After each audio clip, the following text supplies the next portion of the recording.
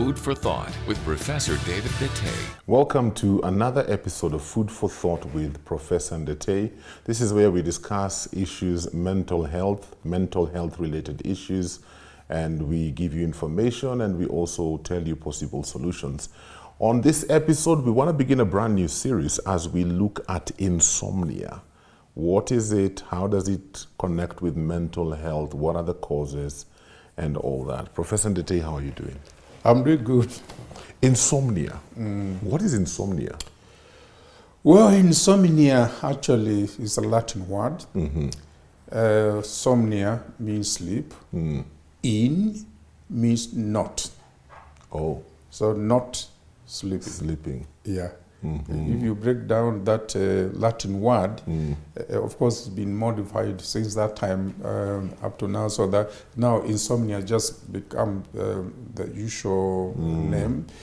But basically, what it means, not sleeping. Not sleeping. Yeah, that's basically what insomnia is. Okay. Are there different types of insomnia? It presents in very many different forms. Okay. And is one of the commonest symptoms that we have to deal with. Oh, it's very common. Very common indeed. And it's common because it occurs in so many contexts. And is a symptom of very many other conditions. And as we have been discussing, there are so many psychiatric conditions, and many of them tend to be associated with some kind of sleep disturbance. And so the most commonly presenting symptom here actually tend to be two. And believe me or not, it is a headache. And actually, the WHO at some stage was saying headache is just a common complaint, that we need to understand what headaches and what it all means. Yeah.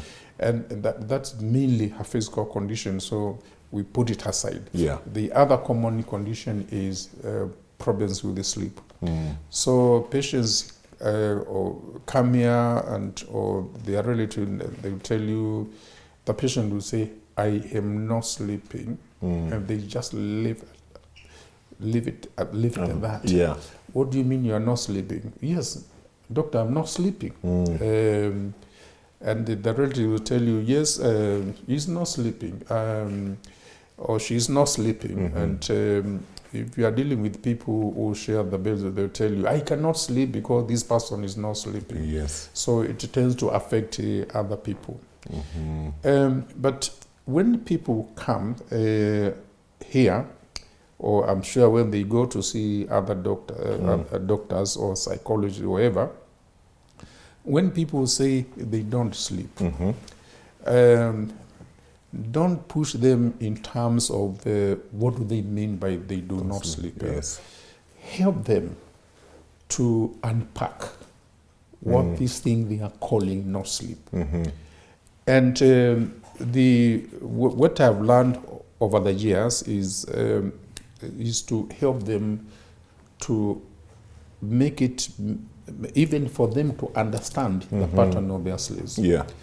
And it can take 5 various ways in which it presents. Number one, they take a long time before they go to sleep. To sleep, yes. They go to bed and they start tossing yes. all the time. And then because of doing that, then it can cause problems in its own. A person will discover, for me to sleep, I need to take some alcohol. See, it's where it starts. Yes. Because it makes me relax enough to sleep. And you hear people saying, I'm taking this because I want to go home and sleep.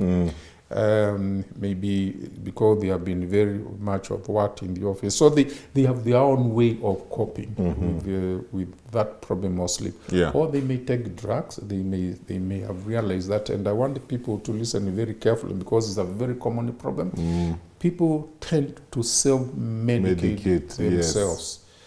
Yes. And a common medicine, which is, they normally call it Piriton. They learn, if they take Piriton, then they are able to sleep. And some of them, they learned that there are some sleeping pills that they can get from the pharmacies. Yeah. And there are very many of them. And so before long, when they start self-medicating them, then they realize that thing they were using to make them sleep has become a problem on its own. Oh, it can be addictive. Yeah, okay, fine. Somebody starts drinking to sleep. And then eventually they realize that they have been so much used to this that getting off the alcohol in itself is a problem. Yeah. So failure to sleep can lead to many other problems. The question is, why do they have problem in going off to sleep? So they may take a long time before going off to bed. And the easiest thing is to ask them, what time do you normally retire to bed?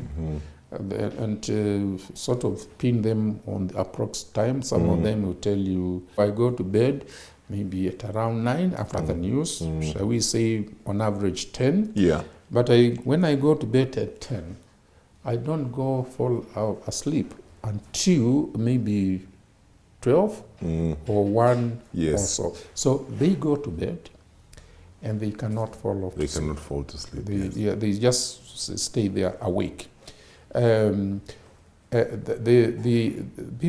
young people, they keep themselves busy with other things. They want to watch television for a long time. They want to chat with their friends. And these guys, if you ask them if they have been having problem with their sleep, you ask them, what time do you normally retire to bed? You see, there's a difference going to your bed and falling off to sleep. Yes. Them, they don't go to bed early to sleep. They just sit there, play their games and whatever, and do maybe other things. And they themselves will not necessarily complain, but the parents will tell you, you see, we go to sleep. And when we have been sleeping for a long time, we wake up and we find, we find David.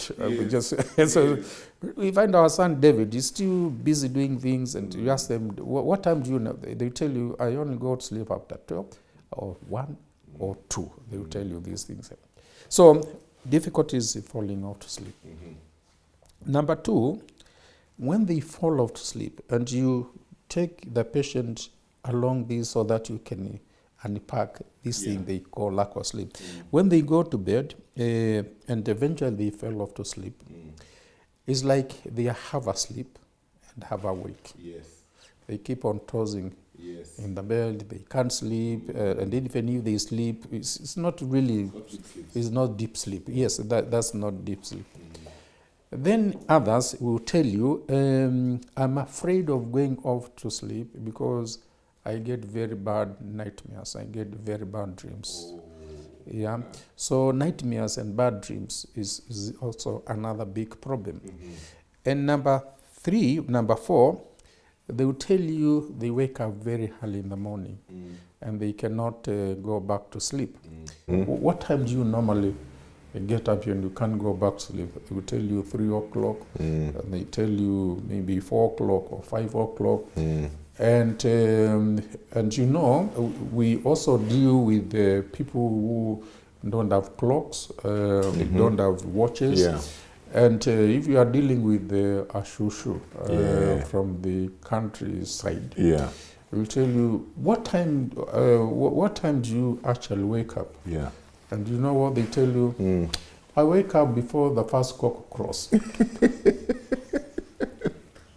The first cock crows at around, and me I start timing when 3 o'clock plus or minus 30 minutes, 4 o'clock plus or minus that. You know it crows 3 times. 3, 4, 5, and then you put plus or minus.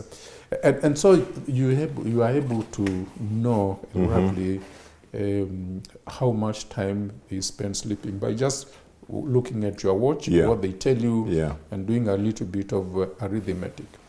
So waking up very early in the morning and they can't sleep. And then they will not tell you this, but you ask for it.